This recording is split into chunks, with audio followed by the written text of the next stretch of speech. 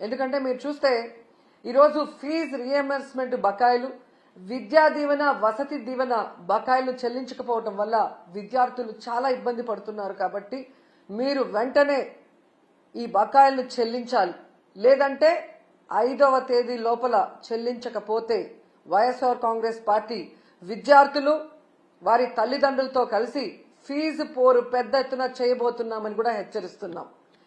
ఎందుకంటే ఈ రాష్ట్రంలో డిగ్రీ, ఇంజనీరింగు, పీజీ చదువుతున్న పేద మధ్య తరగతి విద్యార్థులకి కట్టాల్సిన 3,900 కోట్ల ఫీజు రియంబర్స్మెంట్, స్కాలర్షిప్ బకాయిలు ఇంతవరకు కట్టలేదు.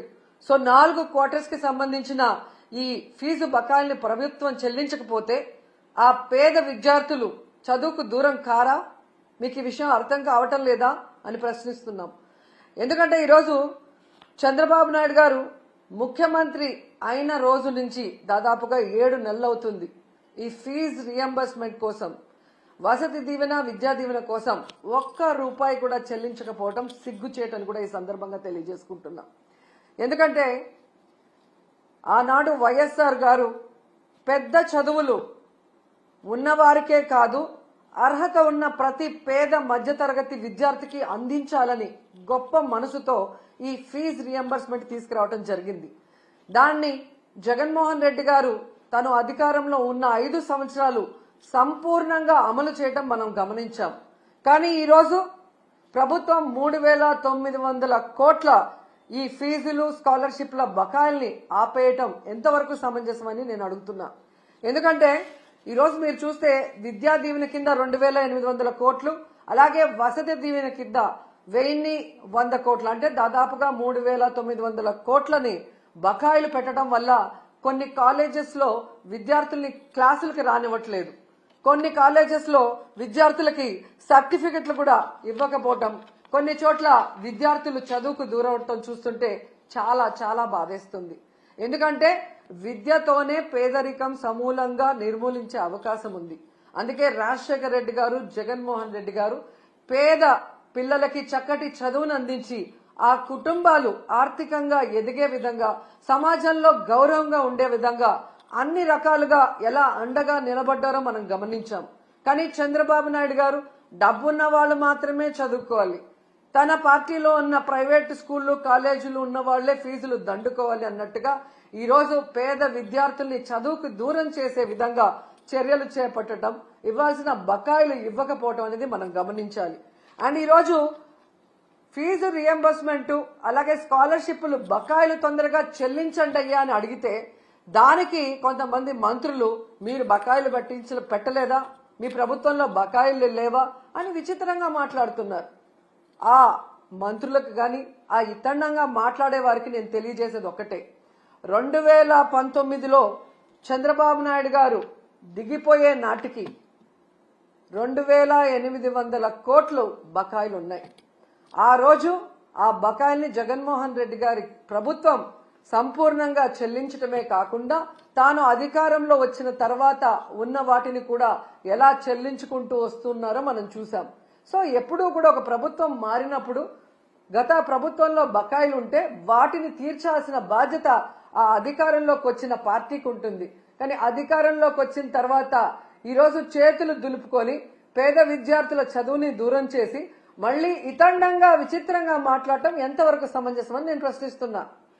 అండ్ ఈరోజు మీరు చూస్తే ఇది చంద్రబాబు నాయుడికి ఇది కొత్త ఏం కాదు, మీరు గతంలో కూడా చూశారు. ఎందుకంటే పేదవాళ్ళంటే చంద్రబాబు నాయుడికి చిరాకు. పేదవాళ్ళు మనుషులు కారనా, వాళ్ళకి చదువు అవసరం లేదనుకుంటారో ఏంటో నాకు తెలియదు. కానీ వైఎస్ఆర్ గారు తీసుకొచ్చిన ఈ ఫీజు రియంబర్స్మెంట్ ని ఏ విధంగా ఇంజనీరింగ్ స్టూడెంట్స్ ని ఫీజు రియంబర్స్మెంట్ లో 35,000 రూపాయలకే కోత పెట్టి ఎంతమందిని ఇబ్బంది పెట్టారో మనం అందరం కూడా గమనించాం. కానీ జగన్మోహన్ రెడ్డి గారు ఎంత ఖర్చు అయినా విద్యార్థికి మొత్తం ప్రభుత్వమే చెల్లించే విధంగా ప్రతి పేద మధ్యతరగతి పిల్లవాడికి చక్కటి చదువుని అందించడం ఈరోజు ప్రజలందరూ కూడా గమనించాల్సిన విషయం అని కూడా ఈ సందర్భంగా తెలియజేసుకుంటున్నా. అండ్ ఈరోజు మీరు చూస్తే ఈ చంద్రబాబు నాయుడు గారు 3,900 కోట్ల ఈ స్కాలర్షిప్లు కానీ ఫీజు రియంబర్స్మెంట్ బకాయిలు మాత్రమే ఆపలేదండి. ఆయన ముఖ్యమంత్రి అయిన ఈ 7 నెలల కాలంలో ఫీజు రియంబర్స్మెంట్ ని ఆపేశాడు, అమ్మఒడిని ఆపేశాడు, చేయూతని ఆపేశాడు, మెడికల్ కాలేజీల్ని కట్టడం ఆపేశాడు, నాడు నేడు స్కూల్స్ రెన్యువేషన్ ఆపేశాడు. అలాగే మీరు చూస్తే 0 వడ్డీ పథకాన్ని ఆపేశాడు. ముఖ్యంగా పేదవాళ్లకి చాలా అవసరమైన ఆరోగ్యశ్రీని ఆపేశాడు. ఇక వాలంటీర్ వ్యవస్థని ఆపేయటం మనం అందరం కూడా చూస్తూనే ఉన్నాం. ప్రభుత్వ ఉద్యోగాలకి ఐఆర్ లేదు, పిఆర్సీ లేదు, కనీసం డిఏ కూడా ఇవ్వకపోవటం ఈ రాష్ట్ర ప్రజలందరూ, మేధావులందరూ కూడా గమనించాలని కూడా కోరుకుంటున్నాను. ఎందుకంటే ఒకవైపు జగన్మోహన్ రెడ్డి గారిని తిట్టడానికే టైంని స్పెండ్ చేస్తున్నారు, కానీ వాళ్ళు ఎన్నికల్లో ఏం ప్రచారం చేశాం, ఏ సంక్షేమాన్ని అందిస్తాం, ఏ అభివృద్ధిని అందిస్తామని చెప్పిన మాటల్ని మరిచిపోవడం ఇక్కడ మనం గమనించాలి. ఎందుకంటే మీరు చూశారు ఏ విధంగా అధికారంలోకి వస్తే మేము సూపర్ 6 అమలు చేస్తామని చెప్పారు. ఈయన లోకేష్ అయితే మేము సూపర్ 6 అమలు చేయకపోతే నా కాలర్ పట్టుకొని అడగండి అన్నారు. ఏ కాలర్ అండి? రైట్ కాలరా, లెఫ్ట్ కాలరా? అంటే కాలర్ పట్టుకొని నిలదీసి అడిగితే తప్ప మీరు సూపర్ 6 అమలు చేయరా? ఈరోజు చూస్తే చంద్రబాబు నాయుడు గారు ఎంత కూల్గా సంపద సృష్టించాక, ఆదాయం పెరిగాక అప్పుడు సూపర్ 6 ని అమలు చేస్తామని చావు కబురు చల్లగా చెప్తున్నారు. మరి ఆ రోజు చంద్రబాబు నాయుడు గారు, పవన్ కళ్యాణ్ గారు ఎన్నికల్లో ప్రచారం చేస్తున్నప్పుడు మీకు తెలీదా? ఎందుకు ఆ రోజు ఇదే మాట చెప్పలేదు? మేము వచ్చాక, సంపద సృష్టించాక, ఆదాయం పెరిగితేనే సూపర్ 6 అమలు చేస్తాం, లేకపోతే చేయలేమని ఆ రోజు ఎందుకు చెప్పలేదని అడుగుతున్నా. ప్రజల్ని మోసం చేయాలన్న ఆలోచనతోనే కదా అబద్ధం చెప్పారు. మళ్ళీ మీరు చూస్తే చాలా ఎటకారంగా చంద్రబాబు నాయుడు గారు, మీరు కూడా వినుంటారు, పెద్ద గొంతేసుకొని చెవులో మైక్ పెట్టుకొని, తమ్ముళ్ళు బటన్ నొక్కుతాడంట జగన్మోహన్ రెడ్డి, బటన్ నొక్కడం పెద్ద విషయమా, మూలనున్న ముసలమ్మ కూడా బటన్ నొక్కుతుంది అని ఎటకారంగా మాట్లాడాడు. మరి మీకు కూడా 73 ఏళ్లు పూర్తయ్యాయి కదా, మూలనున్న ముసలమ్మ బటన్ నొక్కగా లేంది 73 ఏళ్ల ముసలోడివి మీరెందుకు నొక్కలేకపోతున్నారు ఆ బటన్ అని ముసలోళ్ళందరూ గుసగుసలాడుకుంటున్నారు. మీకు వినిపిస్తుందా? అసలు డిప్యూటీ సీఎం పవన్ కళ్యాణ్ గారు అయితే ఏకంగా బాబు గారి హామీలకి నాది గ్యారంటీ, బాబు గారు చెప్పే ప్రతిదీ అమలు చేసేది నాది వారంటీ, ఆయన చేయకపోతే నేను ప్రశ్నిస్తాను అని మాట్లాడారు. మరి ఈరోజు పవన్ కళ్యాణ్ గారు ఈ సంవత్సరం ఇవ్వాల్సిన తల్లికి వందనం, రైతు భరోసా, నిరుద్యోగ భృతి, ఫ్రీ బస్సు, ఆడబిడ్డ నది ఎవరిస్తారు? మీరిస్తారా? చంద్రబాబు నాయుడుతో ఇప్పిస్తారా? మరి ఇంతవరకు ఇవ్వలేదు కదా. మరి ఎందుకు మీరు ఈ కోట్లాది మంది ప్రజల తరఫున నిలబడి చంద్రబాబు నాయుడిని నిలదీయట్లేదు? ఏం అడ్డం వస్తుంది మీకు అని ప్రశ్నిస్తున్నా. ఈరోజు ఎంత దారుణంగా తయారయ్యారంటే, నేను, నా కొడుకు పవన్ కళ్యాణ్ గారు అధికారంలోకి వచ్చేసాం కాబట్టి ఈ రాష్ట్ర ప్రజలు ఏమైపోయినా పర్వాలేదు, వీళ్ళకి మనం చెప్పింది ఏది చేయాల్సిన అవసరం లేదు అని ఎంత కేర్లెస్ గా ఈ ప్రభుత్వంలో ఉన్న పెద్దలు ప్రవర్తిస్తున్నారో మనం అందరం కూడా గమనించాలి. ఎన్నికల ముందుకి ఎన్నికల తర్వాత వాళ్ళ ప్రవర్తన ఎలా ఉంది అంటే, ఎన్నికల ముందేమో బాబు షూరిటీ భవిష్యత్తుకు గ్యారంటీ, కానీ ఈరోజు Babu surety cheating guarantee. Cycle కోటేస్తే ఫ్రీ బస్ మీ ఇంటి ముందుకే వచ్చేస్తుంది, గ్లాస్ కోటేస్తే ఏ క్లాస్ ఉద్యోగాలు మీకు వస్తాయి, పువ్వు కోటేస్తే పువ్వుల్లో ప్రతి మహిళకి 1500 మీ ఇంటికి వచ్చేస్తుంది, కూటమికి ఓటేస్తే ప్రతి బిడ్డకి స్కూల్కి వెళ్లే వాళ్ళకి 15,000 మీకు వచ్చేస్తాయని చెప్పారు. ఇక ఇంట్లో ఎంతమంది ఉంటే అంతమందికి లక్షలు వచ్చి పడేస్తాయని ఏ విధంగా వాళ్ళు బాండ్లు కూడా రాసి ఇవ్వటం మనం అందరం కూడా గమనించాం. కానీ ఈరోజు ఆ బాండ్లు నాలిక గోక్కోవటానికి కూడా పనిచేయట్లేదు. అసలు వీళ్ళు చేసిన ప్రచారం ఎలా ఉంది అంటే, రామానాయుడు గారు సైకిల్ వేసుకొని ఒక ఇంటికి వస్తారు, ఈ రోజుకి కూడా ఎక్కడ చూసినా అది వాట్సాప్ లో తిరుగుతుంది. నీకు 15,000, నీకు 15,000, నీకు 15,000, నీకు 18,000 అని చిన్నపిల్ల నుంచి పెద్దవాళ్ల వరకు వేలు పెట్టి ప్రతి ఒక్కరికి చూపిస్తూ సైకిల్లో వచ్చి సైకిల్ కొట్టేస్తే చాలా అవన్నీ వచ్చి పడిపోతాయి అన్నారు. మరి అదే సైకిల్ మీద ఈరోజు వెళ్ళి అవన్నీ ఎందుకు వాళ్ళకి అందించలేకపోతున్నారు?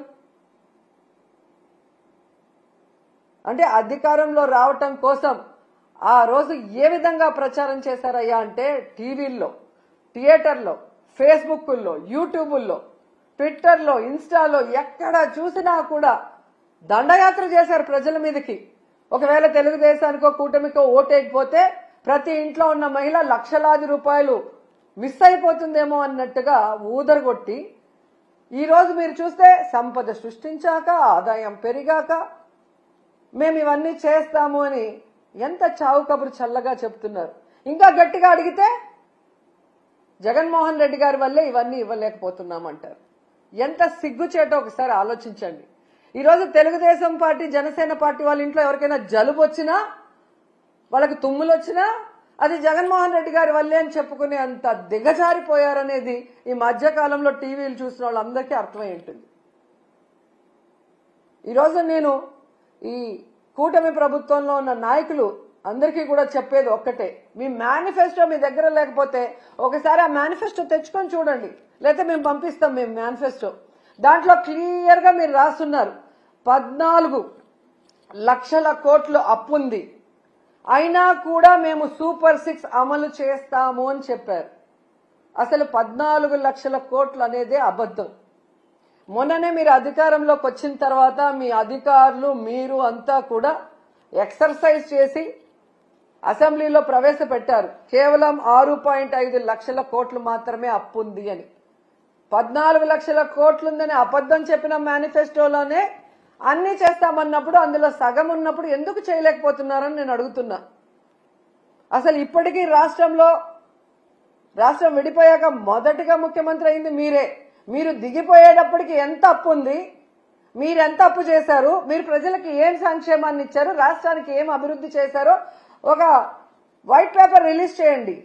ఆ తర్వాత వచ్చిన జగన్మోహన్ రెడ్డి గారు 5 ఏళ్లలో ఎంత అప్పు చేశారు, కోవిడ్ సంక్షోభంలో కూడా రాష్ట్రానికి ఆదాయం లేకపోతే ఎలా సంక్షేమాన్ని అభివృద్ధిని చేశారు, ఎంత అప్పు చేసి ఆ అప్పు డబ్బులు ఏమైందో కూడా ఒక వైట్ పేపర్ రిలీజ్ చేస్తే మీ అబద్ధాలకి ఫుల్ స్టాప్ పడుతుంది. ఎన్నికల ముందే కాదు ఇప్పుడు కూడా అబద్ధాలు చెప్పుకొని బ్రతకాలనుకుంటున్నారు తప్ప రాష్ట్ర ప్రజలకు ఇచ్చిన హామీలు నెరవేర్చాలన్న చిత్తశుద్ధి లేకపోవడం దురదృష్టకరం. సో మీకు ఒకటే చెప్తున్నాను, మీ బడ్జెట్ లో మీరు చెప్పినట్టుగా బడ్జెటరీ లోన్ 4,91,734 కోట్లు, అలాగే నాన్ బడ్జెటరీ లోన్స్ అంటే కార్పొరేషన్ల ద్వారా తెచ్చిన 1,54,797 కోట్లు, అంటే మొత్తం కలిపి 6.5 లక్షల కోట్లు మాత్రమే అప్పుంది. దాంట్లో మెజారిటీ మీరు చేసిన అప్పులే 2014లో. సో 14 లక్షల కోట్లు ఉన్నప్పుడే అన్ని అమలు చేస్తామన్న మీరు ఈ రోజు చేయకుండా దాన్ని జగన్మోహన్ రెడ్డి గారి మీద తోసి తప్పించుకోవాలి అంటే వదిలిపెట్టే ప్రసక్తే లేదు. అండ్ ఈ రోజు మీకు హెచ్చరిస్తున్నాం, పిల్లల జీవితాలతో చెలగాట మాడే విధంగా కనుక మీరు ఇలాగే ముందుకు వెళ్లి ఫీజు రియంబర్స్మెంట్ బకాయిలు గాని, విద్యా దీవెన, వసతి దీవెన బకాయిలు చెల్లించకపోతే మీకు డెడ్ లైన్ 5వ తేదీ, ఫిబ్రవరి 5వ తేదీ లోపల చెల్లించకపోతే వైఎస్ఆర్ కాంగ్రెస్ పార్టీ నాయకులు, కార్యకర్తలు, విద్యార్థుల తల్లిదండ్రులతో ఫీజు పోరు చేసి మీ మెడలు వంచి పిల్లలకి అండగా నిలబడతామని కూడా ఈ సందర్భంగా తెలియజేసుకుంటున్నాం.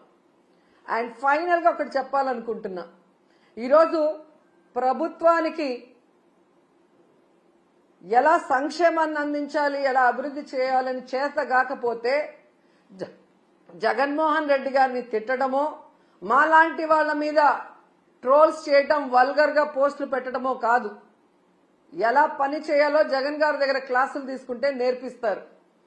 చిన్నవాడైనా మొదటిసారి ముఖ్యమంత్రి అయినా ప్రజలకు ఇచ్చిన ప్రతి వాగ్దానాన్ని రాష్ట్రంలో ఎలాంటి పరిస్థితులున్నా కూడా సమర్థవంతంగా అందించి అందరికీ కూడా అన్నలాగా అండగా నిలబడ్డాడు. మీలాగా మీ మీద ఎవరో ఒకరి మీద నిందలు మోపి తప్పించుకోవాలన్న ప్రయత్నం చేయలేదు. పవన్ కళ్యాణ్ గారు మీకే చెప్తున్నాను, ఆడవాళ్ళ మీద ట్రోల్స్ చేస్తే ఒప్పుకోనన్నారు. మరి ఆడవాళ్ళు అంటే ఓన్లీ తెలుగుదేశం జనసేనలో ఉన్న ఆడవాళ్ళు మాత్రమేనా? మీ ప్రభుత్వం చేసే తప్పుల్ని నిలదీస్తామన్నా మీరు నిలదీయకపోతే ఈ రాష్ట్రంలో బాధ్యత కలిగిన అపోజిషన్ లీడర్స్ గా మేము నిలదీస్తున్నాం. మీరు చెప్పిన హామీలు నెరవేర్చకపోతే వాటిని నిలదీస్తున్నాం. మీరు చేసే అరాచక పాలనని ఎండగడుతున్నాం. కానీ దానికి సమాధానం చెప్పకుండా ఈ విధంగా ట్రోల్స్, వల్గర్ గా మీమ్స్, వల్గర్ గా వీడియోస్ చేస్తుంటే వాళ్ళ మీద ఎటువంటి యాక్షన్ తీసుకోరా? ఖచ్చితంగా నా మీద గాని మహిళల మీద గాని ఇలాంటి పనికి మాలిన వీడియోస్, పనికి మాలిన ట్రోల్స్ చేస్తే మాత్రం సహించేది లేదు. వడ్డీతో సహా వాళ్ళందరికీ కూడా ఇచ్చి పడేస్తానని తెలియజేసుకుంటున్నా. ఇప్పటి వరకైతే ఇలాంటి పిచ్చి పనులు చేసే వాళ్ళు మానసిక రోగులుగానే నేను భావించాను. జగనన్న ప్రభుత్వం ఉన్నప్పుడు వాళ్ళందరికీ ఆరోగ్యశ్రీలో అయితే ట్రీట్మెంట్ ఇప్పించగలిగాం. కానీ ఈరోజు ఆరోగ్యశ్రీ కూడా తీసేశారు కాబట్టి మీ పిచ్చి మీరే భరించుకోండి. అది మా మీద, ప్రజల మీద రుద్దాలన్న ప్రయత్నం చేస్తే మాత్రం సహించేది లేదు. మీరు తప్పు చేసినప్పుడు మేము నిలదీస్తాం, పోరాటం చేస్తాం. మీరిచ్చిన హామీని నెరవేర్చాలి. మీరు అధికారంలో ఉన్నారు కాబట్టి చేయాల్సిన అభివృద్ధి చెయ్యాలి. అంతేగాని బెదిరిస్తే, కేసులు పెడితే, ట్రోల్ చేస్తే భయపడి ఆగిపోతారనుకుంటే మాత్రం అది మీ భ్రమే అని కూడా ఈసారి తెలియజేసుకొని, సో ఫీజు రియంబర్స్మెంట్, అలాగే స్కాలర్షిప్స్, విద్యా దీవెన, వసతి దీవెన బకాయిలు చాలా ఇంపార్టెంట్. ఇది రాజకీయం కాదు, విద్యార్థుల భవిష్యత్తు. దీని మీద దృష్టి పెట్టి పవన్ కళ్యాణ్ గారు వెంటనే చంద్రబాబు నాయుడు గారితో వీటిని రిలీజ్ చేయించాలని కూడా డిమాండ్ చేస్తున్నాం.